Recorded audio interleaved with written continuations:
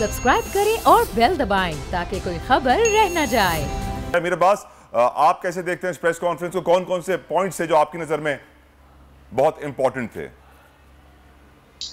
बहुत शुक्रिया तला। देखें वज़ीर आज़म राइट, मैं साथ साथ sorry Amir, before you start I like to welcome brigadier Haris Nawaz ने भी हमें ज्वाइन किया है। बहुत बहुत शुक्रिया ब्रिगेडियर रिटायर्ड हारिस नवाज साहब, आपने कीमती वक्त दिया। जी अमीर बताइए।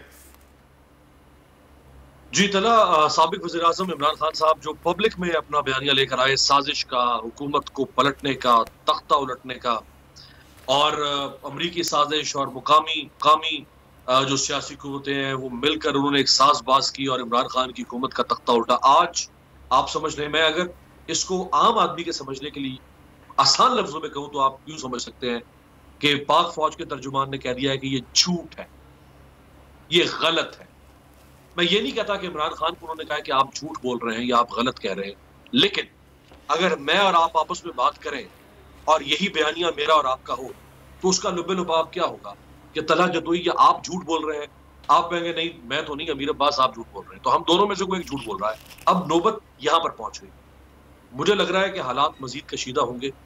ऑलरेडी जो ट्रेंड्स सोशल मीडिया पर, ट्विटर पर बिलखुसूस चल रहे हैं आर्मी चीफ के बारे में, फौज के बारे में, जो रिटायर्ड फौजी जो है वो जिस तरह अपने सेंटिमेंट्स, अब तो बड़ा मुताद होकर खैर बात भी करना पड़ रही है कि वो जिन सेंटिमेंट्स का वो इजहार कर रहे हैं, फिर जो पाकिस्तान से बाहर जो पाकिस्तानी है वो जिस तरह प्रोटेस्ट कर रहे हैं, पाकिस्तान के अंदर इमरान खान साहब एक मूवमेंट शुरू कर चुके हैं। कल पेशावर में उनका बहुत बड़ा और बड़ा जानदार जलसा था। बात थमेगी नहीं, इमरान खान रुकेंगे नहीं। अगर नवाज शरीफ आर्मी चीफ का और DGI उस जमाने के जनरल फैज का नाम ले लेकर लंदन से बैठ के उनके खिलाफ मुहिम चला सकते थे, तो इमरान खान भी कहेंगे कि भाई मेरे साथ भी ज्यादती हुई है, फिर मैं भी नाम ले लूंगा। तो मुझे लग रहा है कि हालात कशीदगी की तरफ जा रहे हैं। मार्क माय वर्ड्स, कोई भी रिट्रीट नहीं करेगा।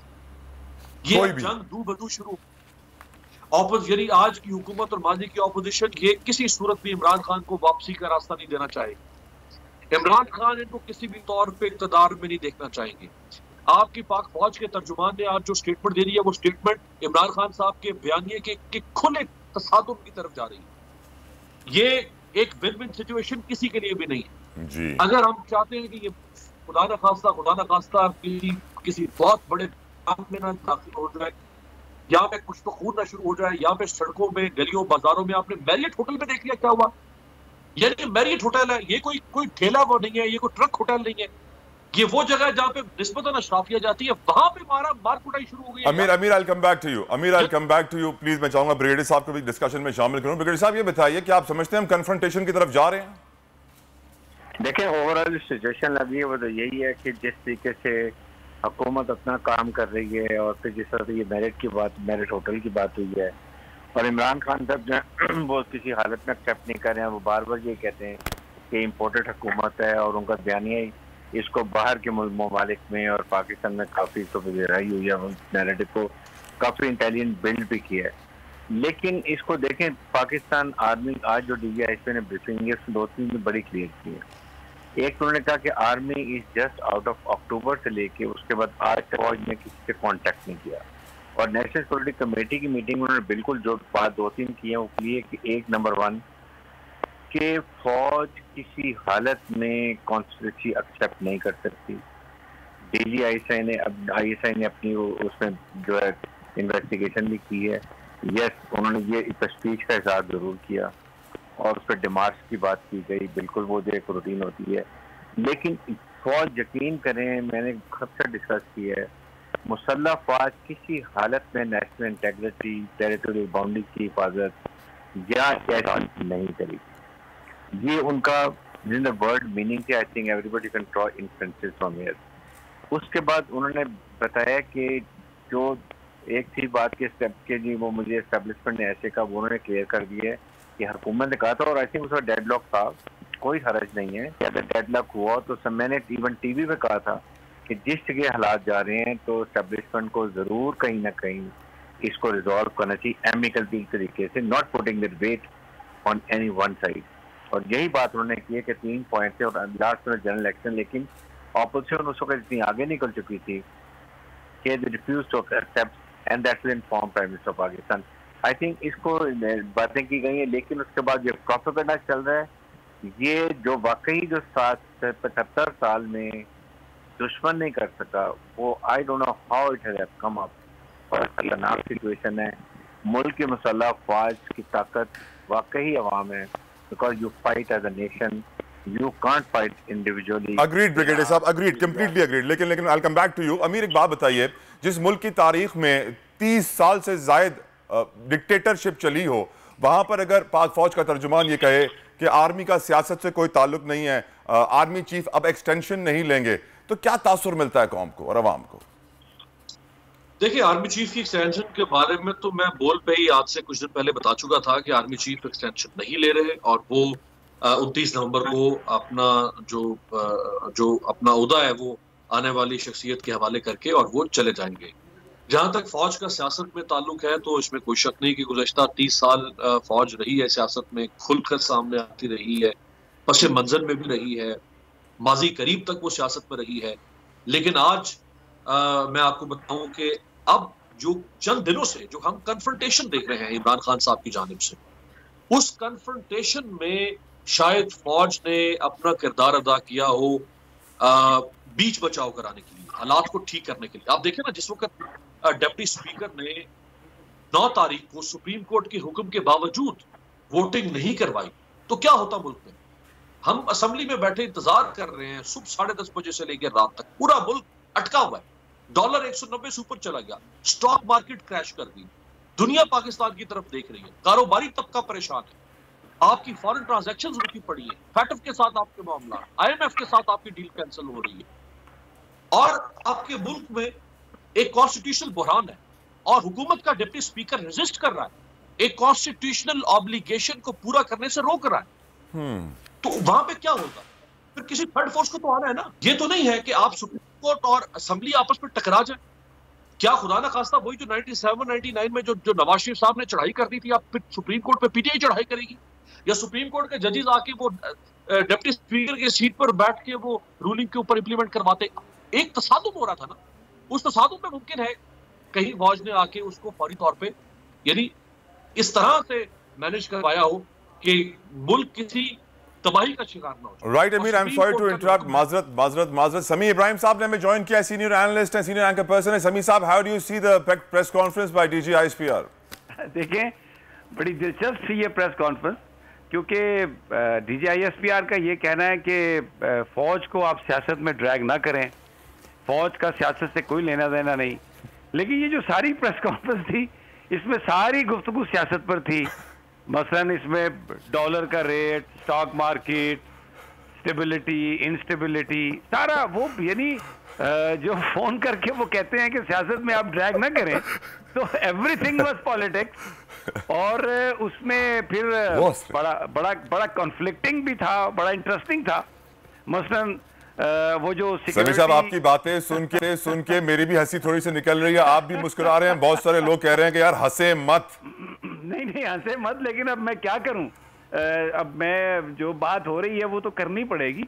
अच्छा, फिर एक बड़ा इंटरेस्टिंग इसमें आया कि नेशनल सिक्योरिटी कमेटी, यानी जो अपोजिशन का बयानिया था कि कोई साजिश नहीं है, आज DG ISPR उस पर मोहरे तस्दीक सब्त कर रहे हैं और वो कह रहे हैं कि बिल्कुल इसमें कोई सियासत नहीं। लेकिन फिर साथ ही कह रहे हैं कि वो जो एलामिया था जिसमें डिमार्च दिया गया, इंटरनल अफेयर्स में मुदाखलत का जिक्र किया गया, तो वो चीज़ें उन्होंने कहा कि वो मौजूद हैं। तो चीज़ें क्लियर करने की बजाय ये सारी की सारी जो आज की जो प्रेस कॉन्फ्रेंस है, उसमें फिर अब आप देखें, मैं फिर वही कहूँगा कि सियासत से फौज का लेना देना नहीं है, लेकिन वो चले गए वहाँ पर वज़ीर आज़म साहब से गुफ्तगू भी की एस्टेब्लिशमेंट ऑप्शंस पर, फिर अपोजिशन से भी गुफ्तगू की। तो फिर ये कौन से आइन में है ये किरदार जिसमें आप निगोशिएशंस करवा रहे हैं, जिसमें आप एक पैगाम दूसरे के पास ले जा रहे हैं? तो उन्होंने, मुझे नहीं पता क्या वो किस चीज़ की क्लैरिफिकेशन करना चाह रहे थे। राइट समीर साहब, लेकिन जो बात है वो बड़ी यानी बड़ी ऐसी बात है कि मैं नहीं बहरहाल समझ सका कि व्हाट ही वांटेड टू से। राइट। ब्रिगेडियर हारिस नवाज साहब, मैं आपसे पूछना चाहूंगा, सोशल मीडिया पर जो ट्रेंड्स चल रहे हैं, जो हर्जा सराई चल रही है, डू यू थिंक कि पाक फौज का इमेज इस वक्त डैमेज हो रहा है उससे, जिसका इशारा डीजी आईएसपीआर ने भी किया, क्योंकि एक ऐसे भी ऑफिसर थे जिनके ऊपर हमला भी हुआ है और फिर डीजी आईएसपीआर ने बताया कार्रवाई भी उस शख्स के खिलाफ हो रही है जिसने हमला किया था। तो डू यू थिंक जो इमेज इस वक्त लो पर चला गया था पाक फौज का, वो वापस अपनी जगह पर आ गया इस प्रेस कॉन्फ्रेंस के बाद?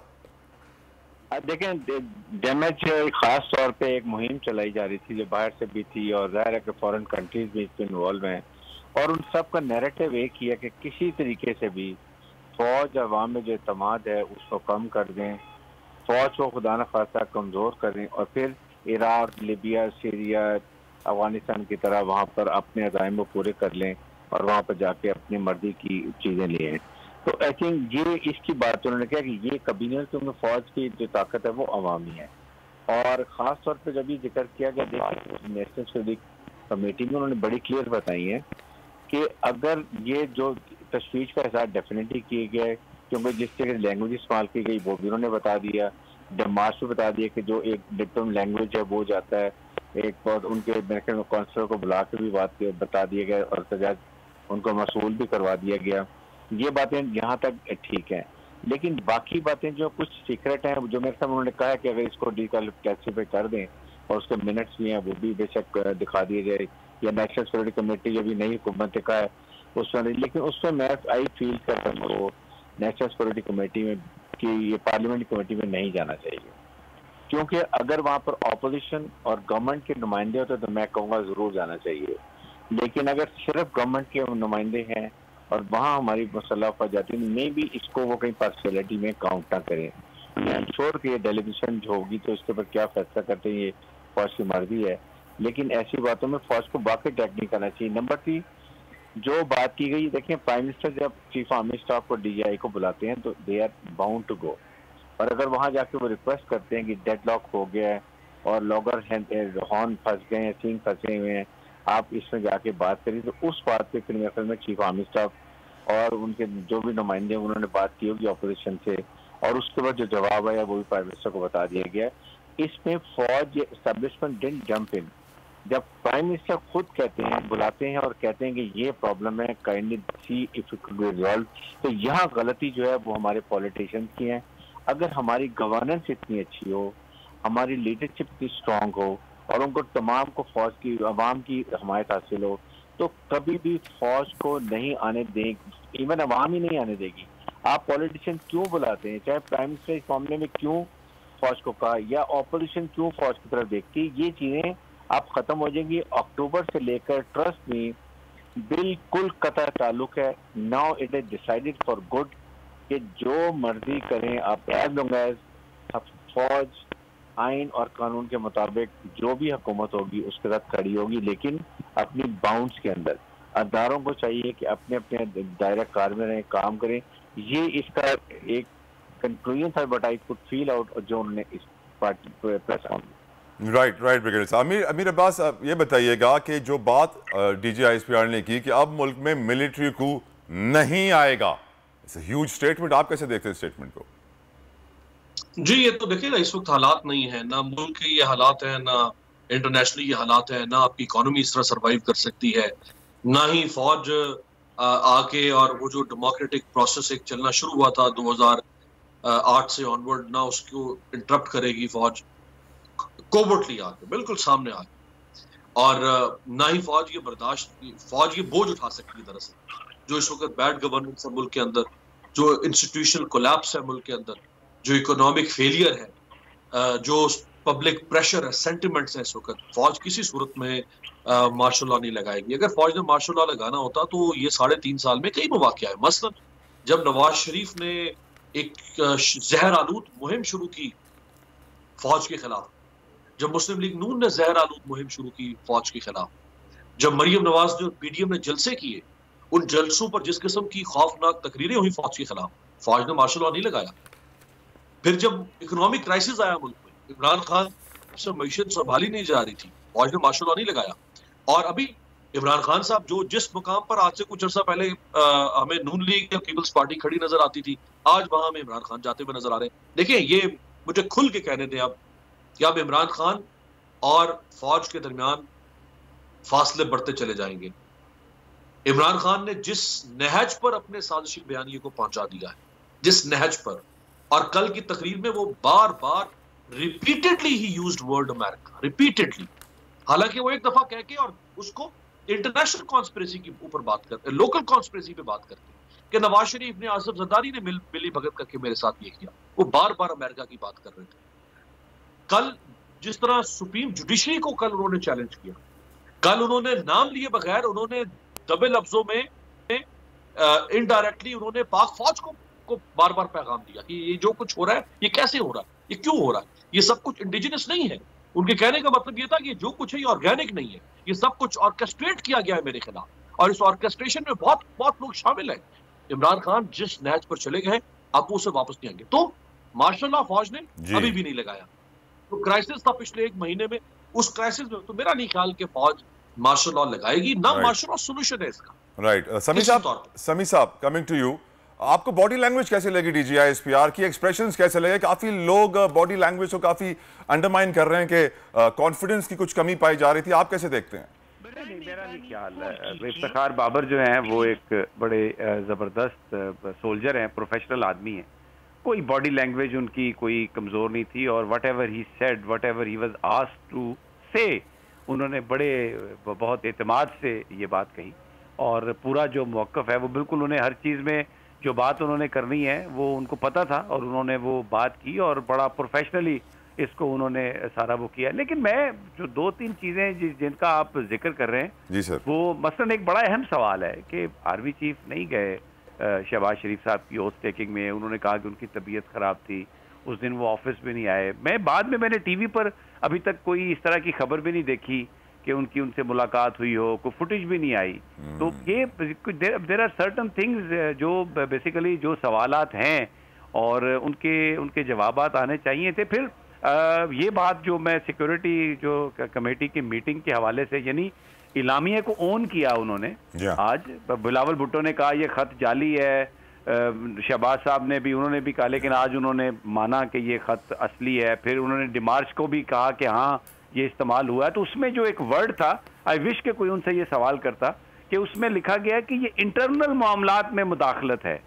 तो फिर वो कौन से इंटरनल मामलात में मुदाखलत थी? सिर्फ वर्ड्स यूज करना तो चले, अनडिप्लोमेटिक वर्ड्स हैं, आप उस पर डिमार्च देते हैं, लेकिन इंटरनल एक साजिश है, तो उसको भी उन्होंने आज एक लिहाज से तस्लीम। उन्होंने तो ये भी कहा कि लेटर के ऊपर आईएसआई ने कार्रवाई भी की। तो अब मसला ये है कि ये वो चीजें हैं, मुझे लगता है, मैं समझता हूं कि पाकिस्तान की फौज के हवाले से बहुत लोगों के दिलों में इज्जत और एहतराम है, और इसमें जो फौज है वो बिल्कुल सबके पीछे है।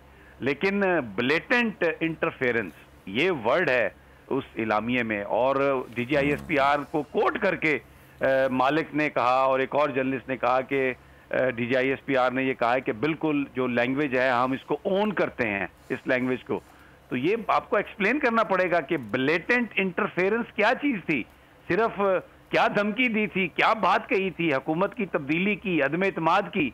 तो मुझे लगता है कि इससे सवालात ज्यादा होंगे, और फौज जो है वो पॉलिटिक्स में, जैसे उन्होंने कहा कि ना आए तो बेहतर है, आज भी एनएससी इलामिया को उन्होंने ओन किया। अब अगर उन्होंने ओन कर लिया उसको आज भी, तो फिर वो किस चीज को वो कह रहे हैं कि ये चीज गलत है। So very very interesting press conference, और अभी मुझे लगता है कि इससे और बहुत सारे सवालात को जन्म मिलेगा। उन्होंने ये भी कहा कि इमरान से बड़े अच्छे ताल्लुकात हैं, पीटीआई के लीडरान बड़े मस्बत हैं, और फिर स्टेबिलिटी के हवाले से उन्होंने कुछ चीज़ों का जिक्र किया। अभी तक काबीना नहीं बन सकी, अभी पता नहीं आगे क्या होना है। तो कानून और आइन की वो बात करते हैं। सोशल मीडिया पर ये सवाल है कि क्या सफारती पासपोर्ट किसी क्रिमिनल कन्विक्ट को देना, क्या ये आइन और कानून की बालादस्ती है? तो कौन से आइन और कानून के साथ? तो ये एक बड़ा है। और फिर एक आखिरी बात मैं कहूंगा, उन्होंने भी वही बात कह दी, एब्सोल्युटली नॉट। यानी इमरान खान से भी सहाफी ने ये सवाल किया था ना कि अगर अमेरिका फौजी अड्डे मांगे, तो इमरान खान ने कहा एब्सोल्युटली नॉट। उसको बड़ा बोला गया। आज डीजीआईएसपीआर ने भी ये कह दिया कि मांगेगा तो एब्सोल्युटली नॉट। रूस पर जाने से पहले मुशावरत भी हुई थी। तो फिर ये सारी, मतलब ये बड़े चीजों को, बड़े सवालात को ये प्रेस कॉन्फ्रेंस जन्म दे रही है। एंड वेरी इंटरेस्टिंग कि अब इसको सोशल मीडिया कैसे हैंडल करेगा और आगे सोशल मीडिया पर तो कोई रोकने वाला भी नहीं है समी साहब। सोशल मीडिया पे तो ऐसे ऐसे सवाल आ रहे हैं, ऐसी ऐसी चीजें आ रही हैं। अच्छा, उनमें से बहुत सारे जो सवालात हैं वो जब मैं पढ़ता हूँ तो मुझे लगता है कि हाँ, इन सवालात के जवाब आने चाहिए। सवाल करने में तो कोई हर्ज नहीं ना, सवालात के जवाब आने चाहिए।